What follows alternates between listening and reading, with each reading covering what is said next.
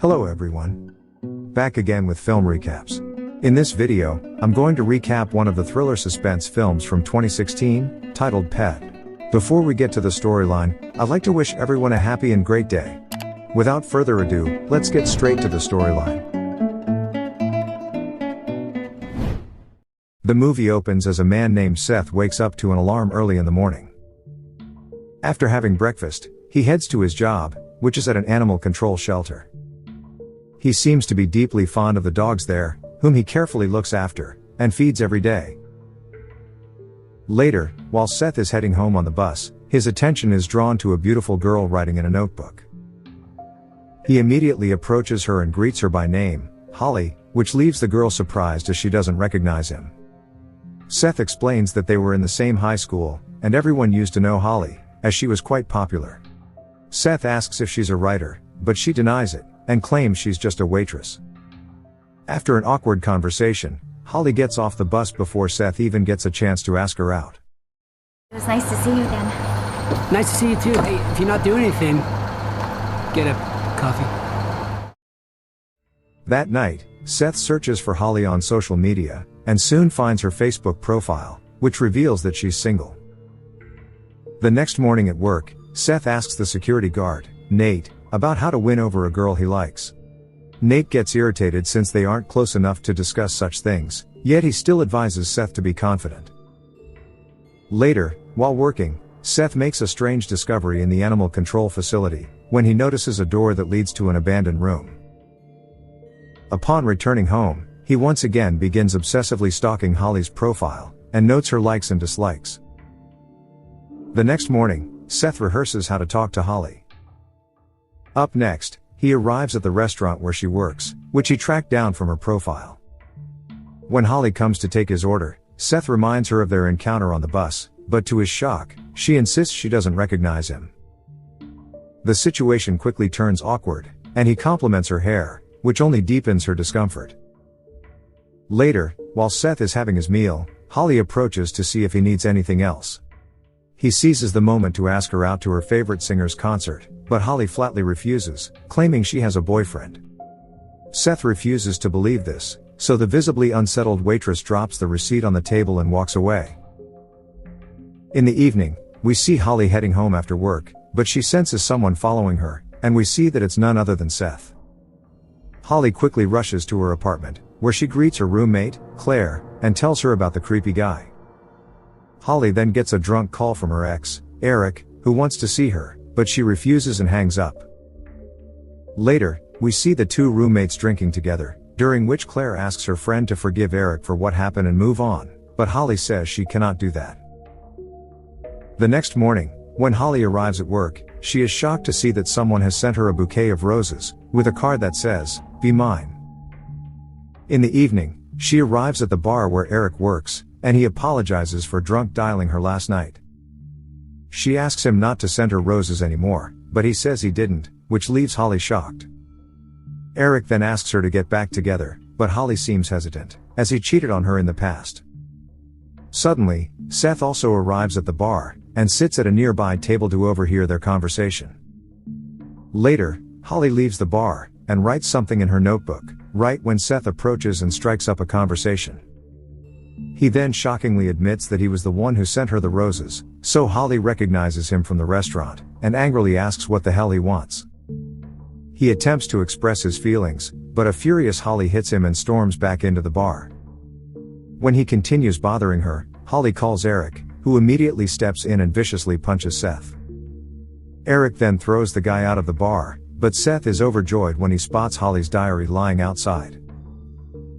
Upon returning home, Seth begins reading the diary, where he discovers all of Holly's deepest secrets, some of which leave him deeply shaken. Elsewhere, Holly is worried sick over losing her diary and shares her concern with Claire. The next day, Seth investigates the mysterious room at his workplace, and soon uncovers a hatch there that leads to a secret basement.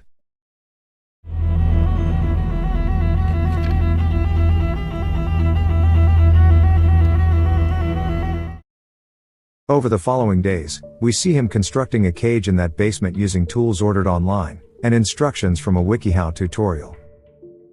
Once it is complete, he grabs a sedative meant for dogs, and tests it on himself, which instantly renders him unconscious.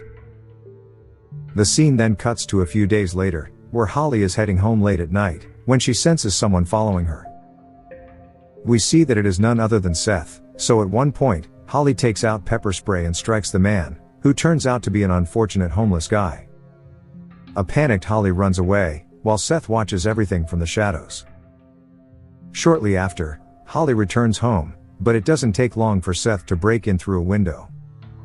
Holly is in the bathroom when she hears a noise, and asks if it's Claire, but receives no answer.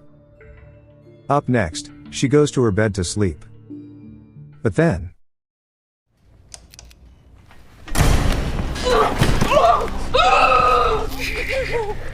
Don't worry, it's safe. I tested it on myself.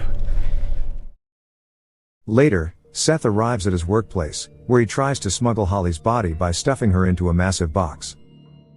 But he is confronted by Nate, who asks what he's doing, so Seth hastily makes an excuse, claiming the boss made him handle a late-night delivery. In the next scene, Holly awakens to find herself half naked and trapped inside a cage, which leaves her horrified. The frantic girl tries to force open the lock, but only breaks her nail in the process. She screams in terror, but her cries are drowned out by the sound of barking dogs, and no one can hear her. The next morning, Seth arrives at the basement with a basin for Holly to use as a toilet, but she just lashes out at him with curses. The man claims that he is doing this for her own good, and walks away without leaving her any food. The scene cuts to a few days later, where we see Holly in a deteriorated state, so Seth brings her some water and food. She desperately clings to his leg and pleads with him not to leave, but he says that it's hard for him as well, and that they need to establish some boundaries. After he departs, Holly's mind starts to play tricks on her, which causes her to hallucinate Claire. Claire tells her that Seth will inevitably kill her, and asks what she plans to do. She tries to provoke Holly, saying that she is letting herself be defeated by a pathetic little shit. The next day, Seth returns to the basement, and tells Holly he has no plans to force himself on her, and just hopes he won't have to kill her. He claims he is doing all of this to save her, since, to him, she is a special person. Seth believes the person she portrays on the outside is different from who she truly is, so he wants to uncover the real Holly to see if there is still a chance to save her. Later, Seth exits the basement, only to be met by Nate, who angrily asks if he was sneaking in the prohibited area. Seth claims he wasn't, and walks away to resume his work. Meanwhile, in the basement, Holly once again chats with the hallucination of Claire, and reveals that her plan is to wait. The next morning, Seth returns to the basement with Holly's diary, so the enraged woman calls him a thief. He calmly says that he felt sorry for her, especially after reading the passages where she wrote about love. Then, Seth suddenly asks how Claire has been these days, leaving Holly frozen in shock. He confesses that sometimes, before he enters, he hears her speaking in two voices, which had terrified him at first. He asks if she's here right now, and Holly spots Claire directly behind Seth, yet she denies it. In a shocking twist, Seth reveals to Holly that Claire doesn't even exist, and is nothing more than a fragment of her imagination.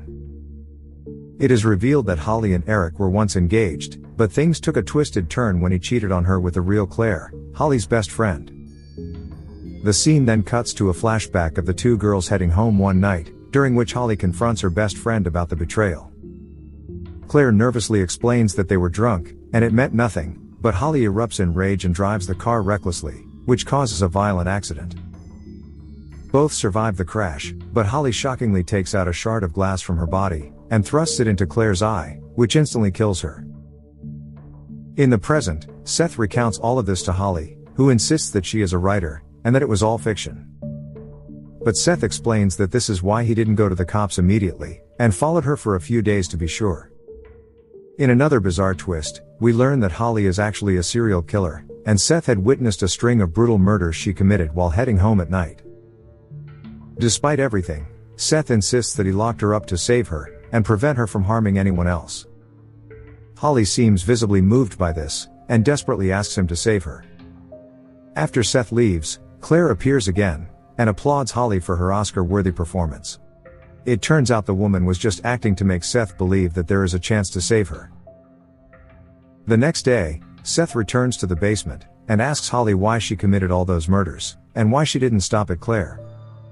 She responds it was just because she could, then suddenly begins smashing her head against the cage, leaving herself bloodied. She demands that he release her, and warns that if she kills herself down here, his life will be over too, with his fingerprints all over the place. This spooks Seth, so he quietly heads upstairs to work, where his superior summons him to the office. It turns out that Seth hasn't been cleaning up the place properly, and Nate reported that he hasn't seen him in 2 days. His superior gives Seth a disciplinary notice, and sternly warns that he will be fired if he continues slacking. Seth worries about losing his job, and promises that it won't happen again.